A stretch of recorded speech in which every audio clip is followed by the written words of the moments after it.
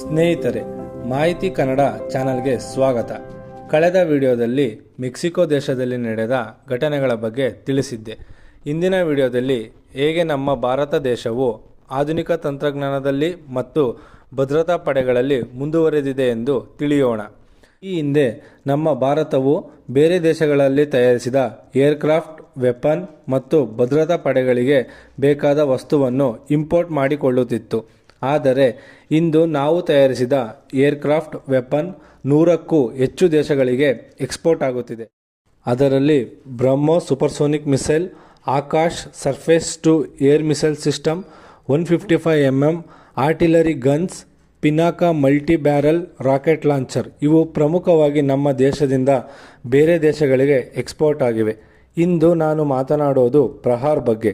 ಪ್ರಹಾರ್ ಅಂದರೇನು?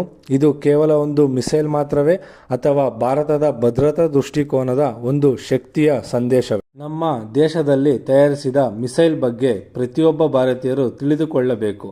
ಹಾಗಾಗಿ ಈ ವಿಡಿಯೋವನ್ನು ಕೊನೆವರೆಗೂ ನೋಡಿ. ಪ್ರಹಾರ್ ಒಂದು ಕಡಿಮೆ ದೂರದ ಸರ್ಫೇಸ್ ಟು ಸರ್ಫೇಸ್ ಬ್ಯಾಲಿಸ್ಟಿಕ್ ಕ್ಷಿಪಣಿ.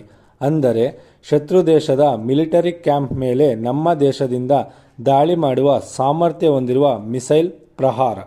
ಇದನ್ನು ತಯಾರಿಸಿದ್ದು Defence Research and Development Organisation DRDO. ಇವರು ಭಾರತದ ಮಿಲಿಟರಿಗೆ ಸಂಬಂಧಿಸಿದ ಎಲ್ಲ ರೀತಿಯ ಮಿಸೈಲ್, ಏರ್ಕ್ರಾಫ್ಟ್, ಡ್ರೋನ್ ಮತ್ತು ಗನ್ ಇವುಗಳನ್ನು ತಯಾರಿಸುವ ಸಂಸ್ಥೆ. ಈ ಹಿಂದೆ ಈ ಸಂಸ್ಥೆಯಿಂದ ಭಾರತಕ್ಕೆ ಬೇರೆ ದೇಶಗಳು ತಿರುಗಿ ನೋಡುವಂತಹ ಮಿಸೈಲ್ಗಳನ್ನು ತಯಾರಿಸಿಕೊಟ್ಟಿದೆ. ಅದೇ ಮಾದರಿಯಲ್ಲಿ ಮತ್ತೊಂದು ಕೊಡುಗೆಯನ್ನು ಭಾರತಕ್ಕೆ ನೀಡಿದೆ, ಅದೇ ಪ್ರಹಾರ್. ಪ್ರಹಾರ್ ಸುಮಾರು ಅದರ ಸುತ್ತ 150 ಕಿಲೋಮೀಟರ್ ರೇಡಿಯಸ್ನಲ್ಲಿ ಇರುವ ಶತ್ರು ದೇಶಗಳ ಮೇಲೆ ದಾಳಿ ಮಾಡುವ ಸಾಮರ್ಥ್ಯವನ್ನು ಹೊಂದಿದೆ. ಇದರಲ್ಲಿ ಬಳಸುವ ಇಂಧನ ಸಾಲಿಡ್ ಫ್ಯೂಯಲ್. ನಮ್ಮ ಧ್ವನಿಯ ವೇಗವು ಸುಮಾರು 1135 km/h ವೇಗದಲ್ಲಿ ಚಲಿಸುತ್ತದೆ.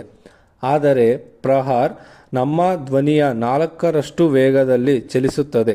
ಇದು ಸರಿಸುಮಾರು 200ರಿಂದ 250 kg ವಾರ್ ಹೆಡ್ ಸಾಮರ್ಥ್ಯವನ್ನು ಹೊಂದಿದೆ. ಪ್ರಹಾರರಲ್ಲಿ ಆಧುನಿಕ ಮಾರ್ಗದರ್ಶನ ವ್ಯವಸ್ಥೆ ಹೊಂದಿದೆ. INS ಇಂಟರ್ನ್ಯಾಷನಲ್ ನ್ಯಾವಿಗೇಷನ್ ಸಿಸ್ಟಮ್ ಮತ್ತು GNSS global navigation satellite system. ಇದನ್ನು ಬಳಸಿ ನಿಖರವಾದ ಶತ್ರುವಿನ ಗುರಿಯನ್ನು ತಲುಪುತ್ತದೆ. ಇದನ್ನು ರಸ್ತೆ ಮೂಲಕ ಸಾಗಿಸಬಹುದಾದ TEL ಲಾಂಚರ್ನನ್ನು ಅಳವಡಿಸಿದ್ದಾರೆ. ಪ್ರಹಾರ್ ಯಾಕೆ ಮುಖ್ಯ? ಸ್ನೇಹಿತರೆ, ಯುದ್ಧ ಭೂಮಿಯಲ್ಲಿ ಪ್ರತಿಕ್ರಿಯೆ ಸಮಯ ತುಂಬ ಮುಖ್ಯ. ಪ್ರಹಾರ್ ಕ್ಷಿಪಣಿ ಶತ್ರುಗಳ ಕಮಾಂಡ್ ಸೆಂಟರ್, ರಾಡಾರ್ ಸ್ಟೇಷನ್ ಮುಂತಾದ ಪ್ರಮುಖ ಗುರಿಗಳನ್ನು ನಿಖರವಾಗಿ ಹೊಡೆದುರುಳಿಸಲು ಸಹಾಯ ಮಾಡುತ್ತದೆ. ಇದು ಪೀನಕ ರಾಕೆಟ್ ವ್ಯವಸ್ಥೆ ಮತ್ತು ಮಧ್ಯಮ ದೂರದ ಕ್ಷಿಪಣಿಗಳ ನಡುವಿನ ಗ್ಯಾಪ್ ಅನ್ನು ತುಂಬುತ್ತದೆ. ಅಂದರೆ ತ್ವರಿತ ಪ್ರತಿಕ್ರಿಯೆಗಾಗಿ ಇದು ಅತ್ಯಂತ ಉಪಯುಕ್ತ. ಇದು ಭಾರತದ ಸ್ವದೇಶಿ ತಂತ್ರಜ್ಞಾನ ಶಕ್ತಿಯನ್ನು ತೋರಿಸುತ್ತದೆ. ಭವಿಷ್ಯದಲ್ಲಿ ಪ್ರಹಾರ್ ಸಕ್ಸಸ್ ಕಂಡಲ್ಲಿ ಅದು ಮುಂದಿನ ರೂಪಾಂತರಗಳನ್ನು ಪಡೆಯುತ್ತದೆ ಮತ್ತು ಇದನ್ನು ಇನ್ನಿತರ ದೇಶಗಳು ಎಕ್ಸ್ಪೋರ್ಟ್ ಮಾಡಿಕೊಳ್ಳುವ ಸಾಧ್ಯತೆ ಹೆಚ್ಚಿದೆ. ಇದರಿಂದ ನಮ್ಮ ದೇಶದ ಆರ್ಥಿಕತೆ ಬೆಳವಣಿಗೆಗೆ ಸಹಾಯವಾಗುತ್ತದೆ.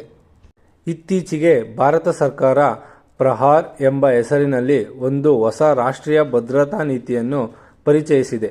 ಇದು ಬಹಳ ಮುಖ್ಯವಾದ ಹೆಜ್ಜೆ. ಏಕೆಂದರೆ ಇಂದಿನ ಕಾಲದಲ್ಲಿ ಭಯೋತ್ಪಾದನೆ ಮಾತ್ರವಲ್ಲದೆ ಸೈಬರ್ ದಾಳಿಗಳು, ಡ್ರೋನ್ ಬೆದರಿಕೆಗಳು ಮತ್ತು ಗಡೀಪಾರು ಸಮಸ್ಯೆಗಳು ಕೂಡ ಹೆಚ್ಚಾಗುತ್ತಿದೆ. ಈ ರೀತಿ ದಾಳಿ ನಡೆದ ನಂತರ ಪ್ರತಿಕ್ರಿಯೆ ನೀಡುವುದಕ್ಕಷ್ಟೇ ಸೀಮಿತವಾಗಿಲ್ಲ, ಬದಲಾಗಿ ಮುಂಚಿತವಾಗಿಯೇ ಅಪಾಯವನ್ನು ಗುರುತಿಸಿ ಅದನ್ನು ತಡೆಯುವ ದೃಷ್ಟಿಕೋನವನ್ನು ಹೊಂದಿದೆ. ನಾವು ಭಾರತೀಯರಾಗಿ ನಮ್ಮ ಭಾರತದ ರಕ್ಷಣಾ ತಂತ್ರಜ್ಞಾನಗಳ ಬಗ್ಗೆ ತಿಳಿದಿರಬೇಕು. ಅವು ಕೇವಲ ಯುದ್ಧ ಮಾಡಲು ಮಾತ್ರವಲ್ಲ, ನಮ್ಮ ದೇಶದ ಭದ್ರತೆ, ನಮ್ಮ ಗಡಿಗಳ ಸುರಕ್ಷತೆ ಮತ್ತು ನಮ್ಮ ರಾಷ್ಟ್ರೀಯ ಗೌರವಕ್ಕಾಗಿ ಅವು ತುಂಬ ಮುಖ್ಯ. ಸ್ವದೇಶಿ ತಂತ್ರಜ್ಞಾನವನ್ನು ಬೆಂಬಲಿಸುವುದು ನಮ್ಮೆಲ್ಲರ ಜವಾಬ್ದಾರಿ. ನಾವು ಜಾಗೃತರಾಗಿದ್ದರೆ, ಅರಿವಿನಿಂದ ಇದ್ದರೆ ಮಾತ್ರ ನಮ್ಮ ದೇಶ ಇನ್ನಷ್ಟು ಬಲವಾಗುತ್ತದೆ. ಒಟ್ಟಿನಲ್ಲಿ ಪ್ರಹಾರ್ ಒಂದು ಕ್ಷಿಪಣಿ ಮಾತ್ರವಲ್ಲ, ಅದು ಭಾರತದ ಆತ್ಮವಿಶ್ವಾಸ ಮತ್ತು ಶಕ್ತಿಯ ಪ್ರತೀಕಾರ. ಈ ಮಾಹಿತಿ ನಿಮಗೆ ಉಪಯುಕ್ತವಾದರೆ ವಿಡಿಯೋಗೆ ಲೈಕ್ ಮಾಡಿ, ನಮ್ಮ ಚಾನಲ್ಗೆ ಸಬ್ಸ್ಕ್ರೈಬ್ ಮಾಡಿ ಮತ್ತು ನಿಮ್ಮ ಸ್ನೇಹಿತರ ಜೊತೆಗೆ ಶೇರ್ ಮಾಡಿ. ಮುಂದಿನ ವಿಡಿಯೋದಲ್ಲಿ ಮತ್ತೊಂದು ಮಹತ್ವದ ವಿಷಯದೊಂದಿಗೆ ಮತ್ತೆ ಭೇಟಿಯಾಗೋಣ. ಧನ್ಯವಾದಗಳು. ಜೈ ಹಿಂದ್, ಜೈ ಕರ್ನಾಟಕ ಮಾತೆ.